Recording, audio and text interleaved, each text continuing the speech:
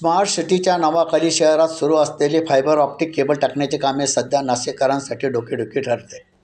शहरातील प्रमुख रस्त्यावर मोठ्या प्रमाणात खोदकाम करण्यात आलेले असून अनेक ठिकाणी ही कामे अर्धवट अवस्थेत सोडून देण्यात आली आहे. त्र्यंबक रोड, जुना आग्रा महामार्ग, मुंबई नाका, शरमपूर रोडसह वर्दळीच्या रस्त्यावर खोदकामानंतर मातीचे ढिगारे तसेच ठेवण्यात आल्यामुळे रस्ते अरुंद झालेत.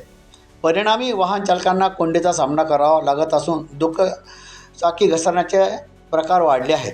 ज्या ठिकाणी केबल टाकण्याचे काम पूर्ण झाले आहे तेथे केवळ माती पसरून खड्डे बुजवण्यात आले आहे. त्यामुळे रस्त्यावर मोठमोठे खड्डे, सैल दगड आणि खडी पसरलेले असून अपघाताचा धोका हा गंभीरपणे वाढला आहे.